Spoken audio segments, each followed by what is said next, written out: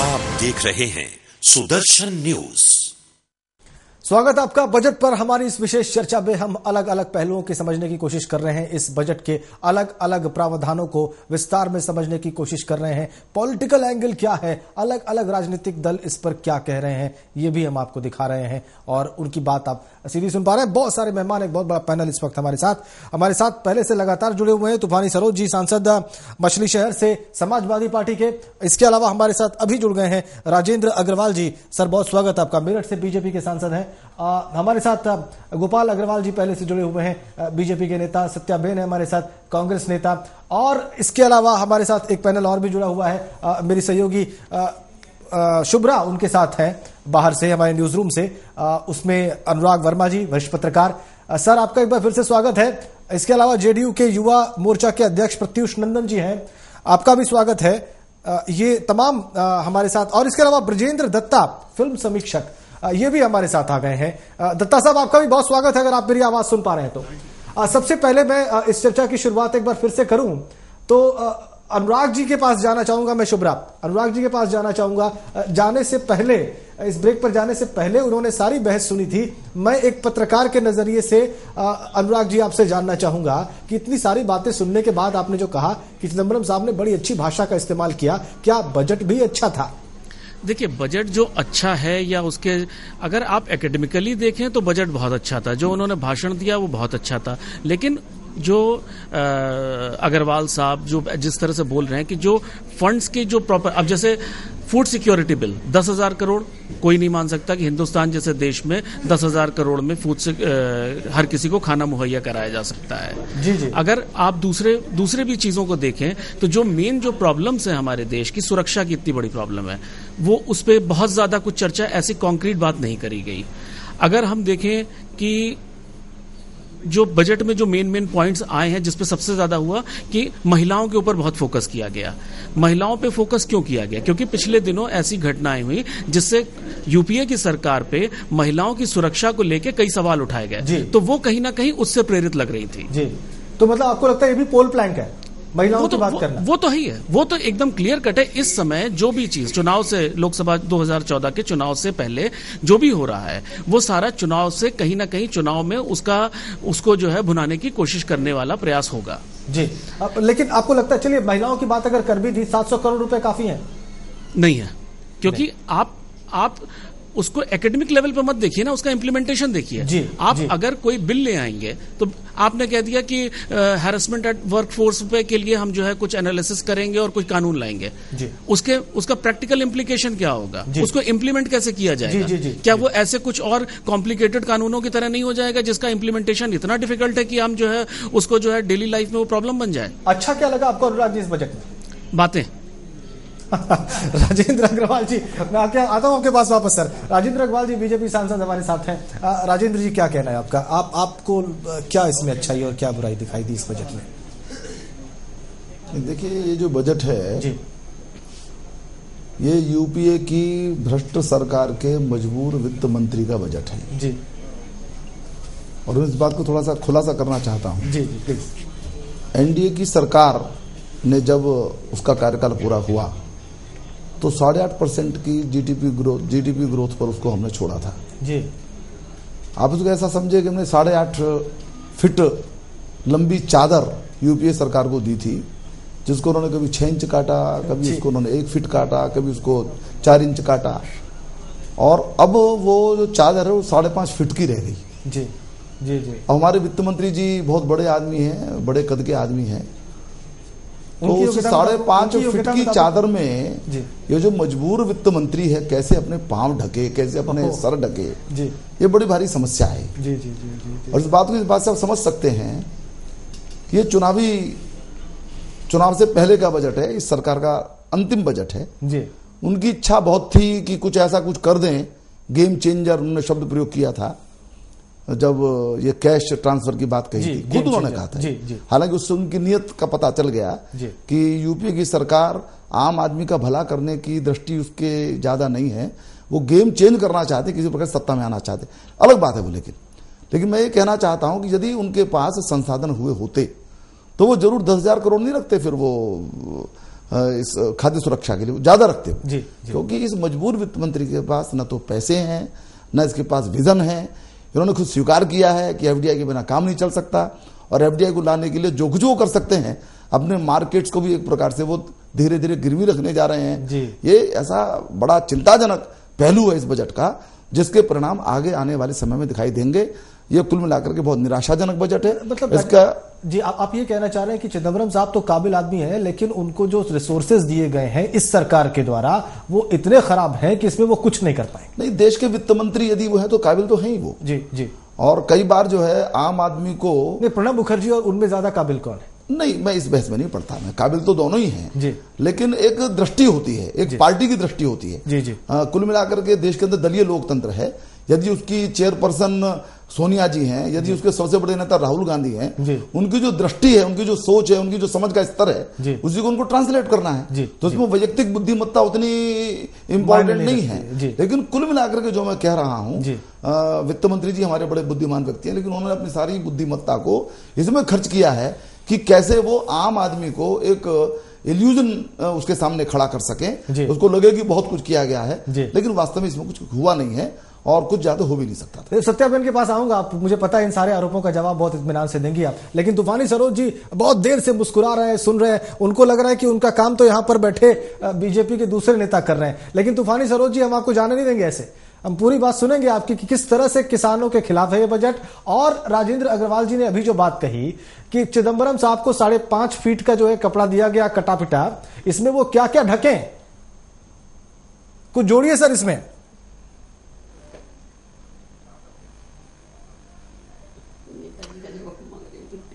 राजेंद्र अग्रवाल जी ने बहुत अच्छी बात कही है। ये विद्वान वित्त मंत्री का निराशाजनक बजट है जी।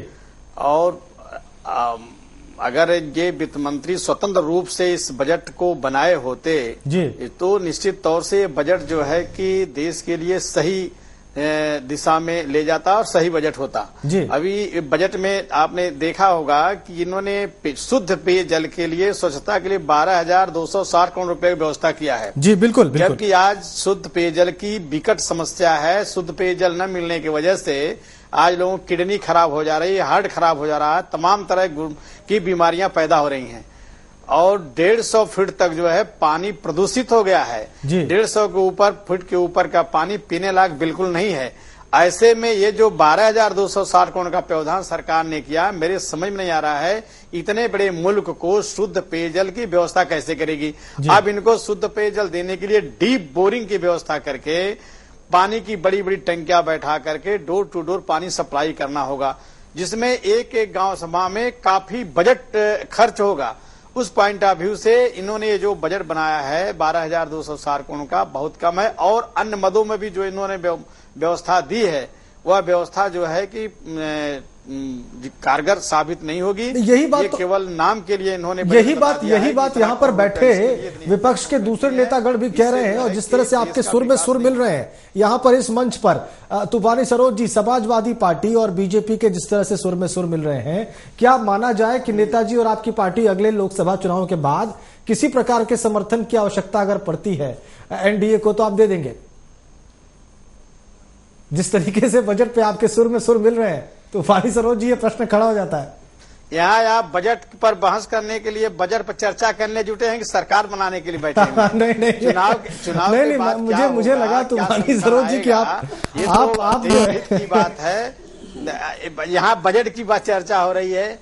नहीं, ये चर्चा बजट की है, सरकार बनाने बिगाड़ने की नहीं है। नहीं, हमारे दर्शकों को भ्रम हो रहा है कि आप जो भाषा बोल रहे हैं वही यहाँ पर राजेंद्र अग्रवाल जी बोल रहे हैं। चुनाव के बाद विचार नहीं, ये तो कांग्रेस को वैसे ही समर्थन कर रहे हैं, तो इनकी जिम्मेदारी पूरी है इसमें जी। अगर इनके समर्थन नहीं होता तो कांग्रेस की सरकार, यूपीए की सरकार चलती नहीं अभी। और उसी बात को हम भी कर रहे हैं, जो जरूरत है आवश्यकता है। नहीं, यहाँ पर चार्ज ये कि आप भी तो कांग्रेस की सरकार में साथ में हैं, क्यों नहीं रोका टोका आपने जब बजट बन रहा था? और अभी आप क्या करेंगे, किस तरह से विरोध करेंगे इस बजट का, किस तरह से, कितनी हद तक, कितनी दूर तक जाके? आपने कहा कि नहीं, अभी आपने कहा ना कि चुनाव के बाद आप आपने कहा कि चुनाव के बाद क्या आपकी उनकी नजदीकी हो सकती है, तो हम भाजपा को रोकने के लिए तो कांग्रेस समर्थन किए हैं। मैं तूफानी जी से एक सवाल, सत्ता से दूर रहे इसके लिए हम जो है कि कांग्रेस का समर्थन किए हैं। ये तो लड्डू हाथ में भी रखना चाहते हैं, खाना भी चाहते हैं। जी जी जी, चलिए। और अनुराग जी तूफानी जी, एक चीज मैं बड़ा ही एक छोटा सा सवाल पूछना चाहता हूं, जो सारे देश की जनता जो है ये सुनना चाहती है। देखिए, जो कानूनन जो लेजिटिमेट जो चीज होती है, वो जो सदन के अंदर बात कही जाती है, उसकी कुछ वैधानिक वैल्यू होती है। पार्लियामेंट के अंदर कभी भी समाजवादी पार्टी किसी भी मुद्दे पे कांग्रेस के अगेंस्ट नहीं होती, उसके फेवर में वोट करती है। तो बाहर क्रिटिसिज्म का क्या फायदा हुआ है? जब जो फ्लोर इस चीज के लिए बना है, वहां तो समाजवादी पार्टी ने सरकार को नहीं क्रिटिसाइज किया ना, तो फिर बाहर क्रिटिसाइज करने से क्या? जी जी जी, बताइए सरोज जी। नहीं, आपकी बात का मैं जवाब दे रहा हूं। सदन के अंदर समाजवादी पार्टी ने कांग्रेस पक्ष में कहां वोट किया जो है? एफडीआई के मुद्दे पर हमने उनकी घोर निंदा किया, इसके बाद हम बाइकाट किए जो है, हम बहिष्कार किए, हमने वोट कहाँ किया जो है? लेकिन बाइकाट तो उनको जितवाने के लिए था ना, बाइकाट से तो उनकी जीत हुई। अगर आप बाइकाट ना करते, उनके अगेंस्ट वोट करते, तो जीत शायद नहीं होती। नहीं, बाइकाट हमने बहिष्कार किया जो है, बहिष्कार की वजह से ही तो वो पास हुआ। ऐसी बात नहीं कि हमारे वोट कर देने से, हमारे विरोध वोट करने से उनकी सरकार गिर जाती। आपने सरकार को बेल आउट किया? नहीं, हमने बहिष्कार किया, उनके नीतियों का हमने विरोध किया। तूफानी जी, इस तरह से आप दो मुहा बोल मत बोलिए। आप समय समय पर, चाहे वो अमेरिका से परमाणु नीति का सवाल हो, उस वक्त आपने कांग्रेस को बचाया, एफडीआई पे कांग्रेस को बचाया, यूपीए 2 का जो चौथा साल था, उसमें आपके नेताजी सोनिया गांधी जी के साथ मंच पर उपस्थित थीं, उनका रिपोर्ट कार्ड लेकर के। तो आप इस जिम्मेवारी से नहीं बच सकते कि आप कांग्रेस के सरकार को बचा रहे हैं। आपको लगता कि सरकार गिर रही है तो एफडीआई पर आप वोट भी देते। सरकार को बचाने के लिए आपने देखा कि वॉकआउट करने से अगर अब सरकार बच सकता है तो वॉकआउट कर गए, जब वोट देने से बचता तो इसीलिए आप पूरी तरह से यूपीए सरकार के साथ है, इसलिए गुड़ खा के गुलगुल्ला से परहेज मत कीजिए।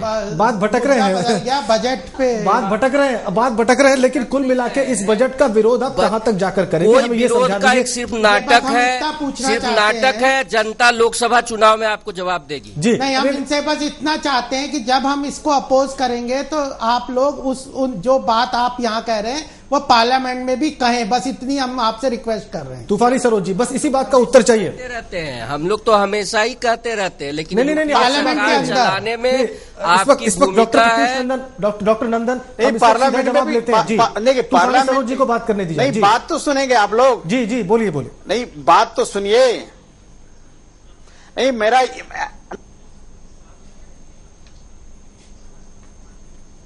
कि हमने सपोर्ट किया तो परमाणु ऊर्जा देश हित के लिए था। हमारे समझ में आया कि जो है हमको विदेश से जो परमाणु के लिए ताकत मिलेगी, समझौते जो हमें परमाणु ऊर्जा बिजली, उससे हमें बिजली की व्यवस्था होगी देश में, इसके लिए हमने समर्थन किया था, देश हित में समर्थन किया था। बाकी जितने भी मुद्दे आए हैं, हर मुद्दे पर जो देश हित में नहीं रहा है, जो जन विरोधी मुद्दा इनका रहा है, उन सब मामलों में हमने कांग्रेस का विरोध किया है, कहीं भी कांग्रेस का समर्थन नहीं किया है। एफडीआई क्या देश हित में आपकी पार्टी का स्टैंड है? बजट पे अपन रहे, बजट पे बिल्कुल ज्यादा बेहतर है। और आगे भी इस बजट में एफडीआई भी है। नहीं, आप कह रहे हैं कि बजट में चिदम्बरम साहब ने कहा है कि अब कोई रास्ता नहीं है। नहीं, अभी तूफानी जी आप खाली ये बता दीजिए, तूफानी तरीके से तूफानी जी आप एक चीज का जवाब दे दीजिए कि इस बजट का विरोध आप कहां तक जाकर करेंगे? ये आखिरी प्रश्न है मेरा आपसे। हम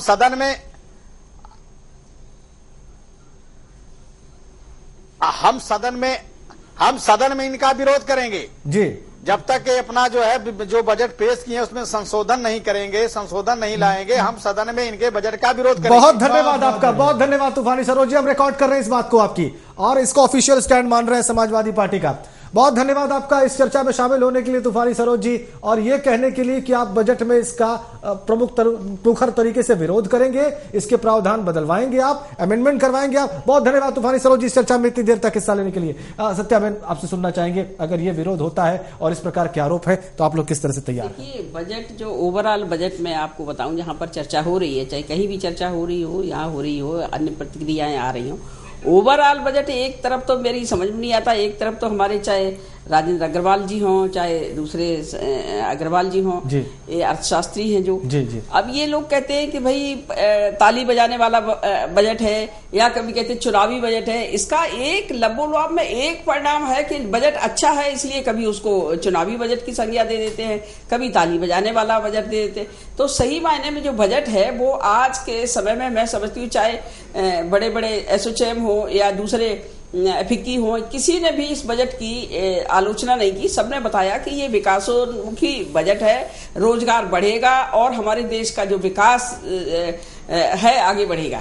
निश्चित रूप से इसमें कोई शक नहीं, लेकिन क्योंकि ये सभी जो हमारे साथ बैठे हैं हमारे भाई हैं और हमारे दूसरे क्योंकि इनका राजनीतिक एक धर्म है कि भाई विरोध पक्ष के लोग हैं इसलिए विरोध करना इनका राजनीतिक धर्म है, इसलिए कर रहे हैं, इनकी जिम्मेदारी है। चलिए, फिल्म समीक्षक है हमारे साथ, एक बड़े रोचक पहलू बताऊं मैं, इसमें सर्विस टैक्स हटाया है इस बजट में एंटरटेनमेंट पर और फिल्मों पे, इसलिए हमारे साथ फिल्म समीक्षक हैं ब्रजेंद्र दत्ता जी। दत्ता साहब, स्वागत है आपका। आप क्यों खुश हैं और ये खुशी कितने दिन रहने वाली है आपकी? बिल्कुल खुश नहीं हम लोग। अच्छा, कुछ नहीं, सिर्फ सरचार्ज ही हटाया, बाकी जो हमारी मेन प्रॉब्लम वैसे ही खड़ी है जी। सबसे बड़ी प्रॉब्लम हमारी है सीडी पायरेसी की जी, जिसके लिए सरकार ने बिल्कुल नहीं सोचा है। उनको यह नहीं पता कि हमें कितना चूना लगता है, करोड़ों का चूना लगता है हर साल जी जी। इसके लिए कोई कानून नहीं बनाया, कुछ ठोस कदम नहीं उठाए, जिसके लिए हम हर साल इंतजार करते हैं। इस साल भी हमें इंतजार करना ही पड़ा जी। इसके लिए हम यही रिक्वेस्ट कर सकते हैं सरकार को, जो भी सरकार आए अगले साल वो इस तरफ ध्यान दे। चलिए, बहुत बहुत महत्वपूर्ण बात आपने कही। यहाँ पर ये ऐसा विषय है जिससे मेरे ख्याल से बहुत दिनों से चर्चा हो रही है, बहुत दिनों से चर्चा हो रही है, इस पर कोई ध्यान ही नहीं दे रहा, कोई सीरियस हो ही नहीं रहा, सीरियस नहीं। और हमें कितना नुकसान उठाना पड़ता है, इतनी मेहनत करके एक फिल्म बनाते हैं, थिएटर तक लेके जाते हैं, और उसके बाद ये होता है, उसके बाद ये होता है कि उससे पहले ही पायरेसी हो जाती है और हमें कुछ नहीं मिलता जी।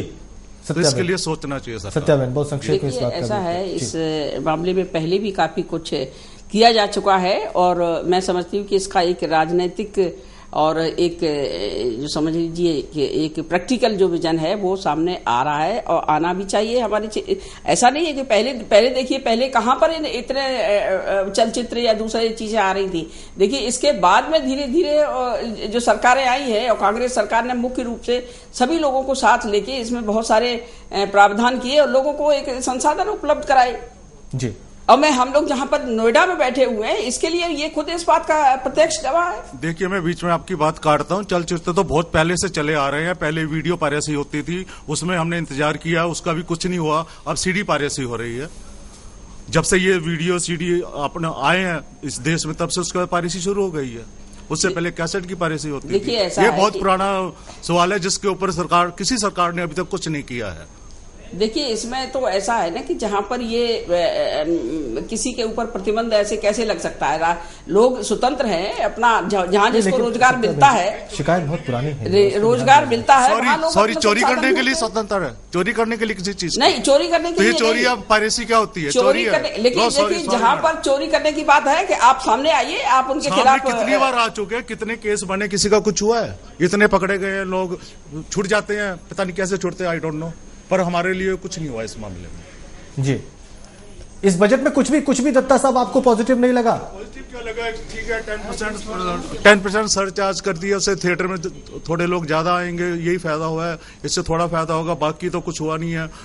हमारी इंडस्ट्री के बारे में कोई सोचता नहीं, ना इसको कोई दर्जा दिया गया है।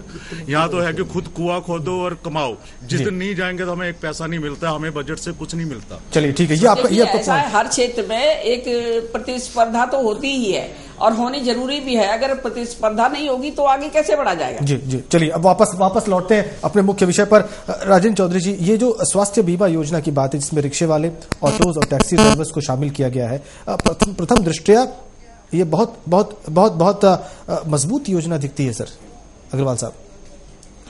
नहीं, देखिए, इस सरकार के बारे में एक बड़ी भारी बात यह है जी यानी मैं तो पहली बार सांसद बना, इसलिए 2009 का तो रिकॉर्ड मैं खुद ही देख रहा हूँ। जी जी। बहुत सारे विषय ऐसे हैं जिनको सरकार एक बार कहती है और अगले साल भूल जाती है। जी। किसी भी योजना के क्रियान्वयन की दृष्टि से इस सरकार का रिकॉर्ड बहुत खराब है। जी। और सही बात यह है कि जो योजना ये सरकार घोषित करती है उस अनुपात में उसके लिए संसाधनों की व्यवस्था ही नहीं करती। जी। इसलिए कहने में तो बात अच्छी लगती है जी। कि यदि बीमा की सीमा के अंदर इस प्रकार का गरीब तबका आता है तो अच्छी बात है ये, परंतु मुझे ऐसा लगता है कि व्यावहारिक स्तर के ऊपर ये बड़ा कठिन होगा जी। अब मैं एक बात बताऊं, ये तो चलिए थोड़ा सा अब ध्यान में आया है, किसानों की फसल के बीमा की जो बात है हम लोग शुरू से कहते आ रहे हैं और इस बात को हम इतना महत्वपूर्ण मानते हैं क्योंकि किसान की संपूर्ण जो उसकी मेहनत है वो खुले खेत में पड़ी रहती है जी। वो सारा उसकी जो भी छोटी मोटी पूंजी होती है वो खुले खेत में पड़ी रहती है। सूखा आ जाता है, कहीं बारिश आ जाती है, कहीं ओला पड़ जाता है, लेकिन उसको भी ठीक प्रकार से बीमा का कवर ये सरकार दे नहीं पा रही जी। तो केवल कहने से बात नहीं बनती है। मैंने जैसा प्रारंभ में भी कहा कि इस सरकार के पास संसाधन ही नहीं है, भ्रष्टाचार के कारण से इतने ड्राई अप हो चुका है इसका कोष कि ये कुछ सार्थक रूप से कर पाने में सफल नहीं होगी।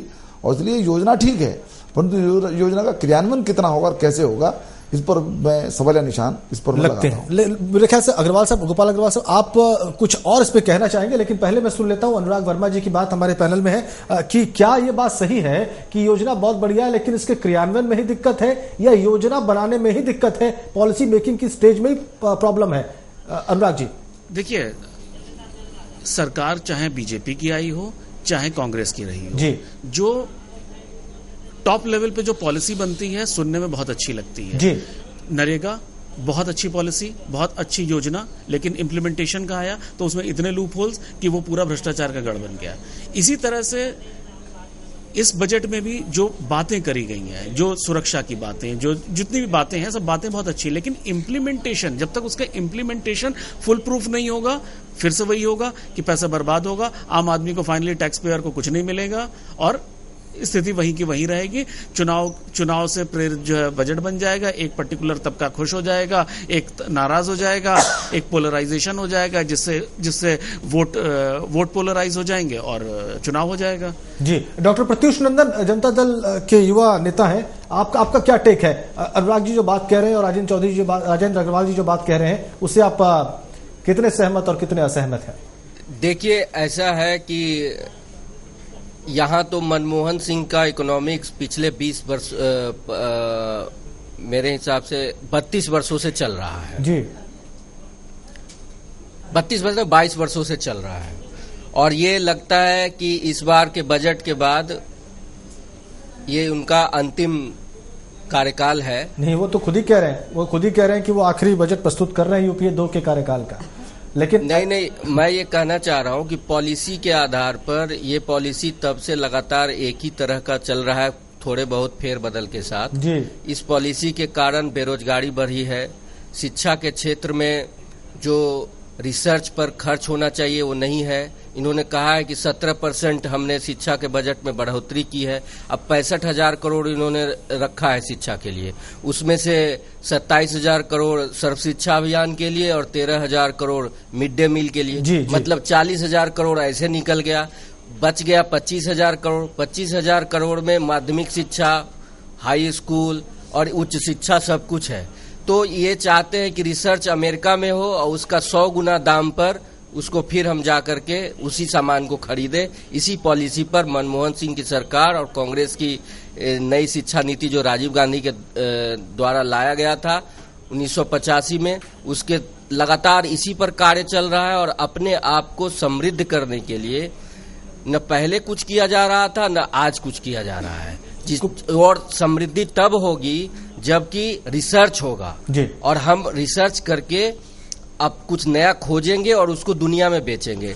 2000 वर्ष पूर्व जब हमारा पूरे दुनिया के व्यापार पर 55% हिस्सा था, आबादी हमारी लगभग 26% उस वक्त भी थी, आज भी दुनिया का 26% आबादी है और लगभग 6% हम व्यापार में हिस्सेदार है।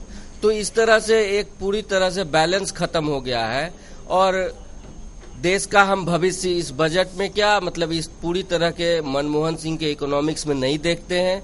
देश में बेरोजगारी बढ़ेगा, महंगाई बढ़ेगी, मेरा ऐसा मानना है। जी गोपाल जी, देखिए इस बजट को अगर हम एनालिसिस करें तो इसका बेस हमें लेना चाहिए कल जो इकोनॉमिक सर्वे आया। इकोनॉमिक सर्वे ने अपने आप देश की हालत को बड़ा गंभीर रूप से पीछे से कहा कि वर्तमान स्थिति में देश बड़ा गंभीर हालत में है और उसने स्पष्ट कहा था कि अब मौका है, आखिरी मौका है जब हम इस हालत को सुधारने के लिए एक बार फिर प्रयास कर सकते हैं। और 3 चीज उसने ये जरूर आशावादी तरीकों से इकोनॉमिक सर्वे ने कहा था कि आने वाला समय में हम मोर देन 6.1% की जीडीपी ग्रोथ रेट ले सकते हैं। उसके लिए उन्होंने 3 बातें समझाई थी और अगर वो 3 बातें ये करते तो हम इनके लिए उसकी ताली बजाते, उनके खुशी होते। उन्होंने 3 चीजें कही थी कि देश की अर्थव्यवस्था को सुधारने के लिए इन्होंने एग्रीकल्चर सेक्टर को डेवलपमेंट करना चाहिए क्योंकि जो इन्फ्लेशन है उसका लिए ज्यादा से ज्यादा आपूर्ति की तरफ से बड़ी समस्या है और आपूर्ति जो संसाधनों की होगी वह होगी एग्रीकल्चर सेक्टर के डेवलपमेंट से। और एग्रीकल्चर सेक्टर के डेवलपमेंट में जो कि ये सरकार कई वर्षों से 4% का, वैसे वो बहुत लो टारगेट है और ये कहते हैं वो 4% का जो ग्रोथ का एग्रीकल्चर सेक्टर में टारगेट रखते हैं वो 2 से भी नीचे चला गया है। तो उन्होंने कहा था ये ग्रोथ को ये अच्छा करेंगे। और दूसरी बात उन्होंने करी थी कि मैन्युफैक्चरिंग सेक्टर के डेवलपमेंट को इंसेंटिव देके उसके प्रोडक्शन को बढ़ा के उससे आपूर्ति को बढ़ाएंगे।